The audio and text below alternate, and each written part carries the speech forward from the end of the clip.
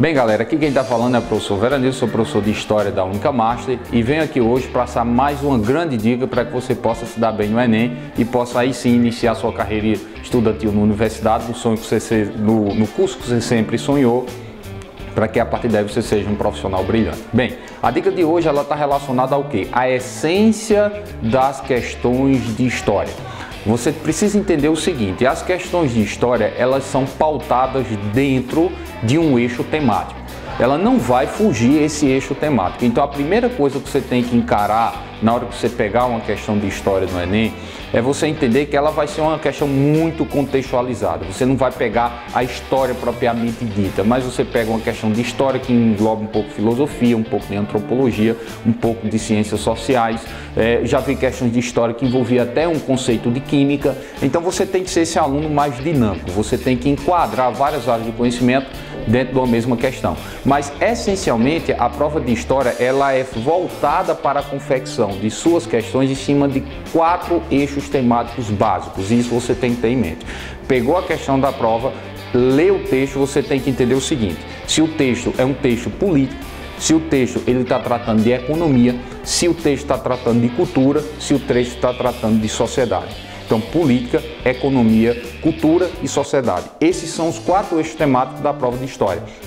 Quando você pega a questão, ela essencialmente vai sabatinar em cima de um desses eixos temáticos ou de 2 ao mesmo tempo.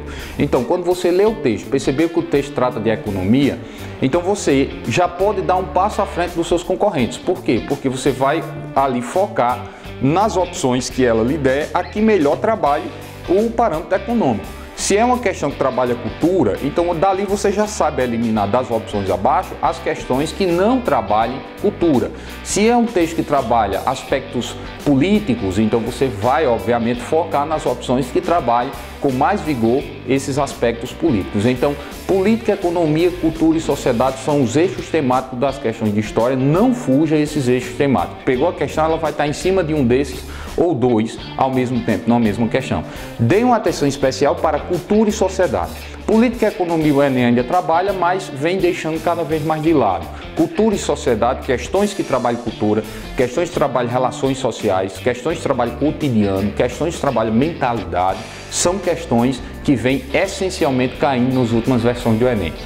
E é com esse modelo que você vai se deparar. Geralmente a gente vive uma vida estudantil no colégio onde a gente trabalha dentro de história muito política e economia. Então, galera, o que você puder estudar nessa reta final em termos de cultura, de sociedade, de cotidiano, de mentalidade, de identidades, vai fazer uma diferença muito grande na hora que você pegar a prova do Enem, porque certamente você vai sabatinar em cima de algumas questões que vão dar ênfase a esses aspectos da história, esses aspectos das relações sociais, a esses aspectos do cotidiano das pessoas ao longo de toda a construção do processo histórico, seja ele processo histórico nacional, seja ele processo histórico mais geral.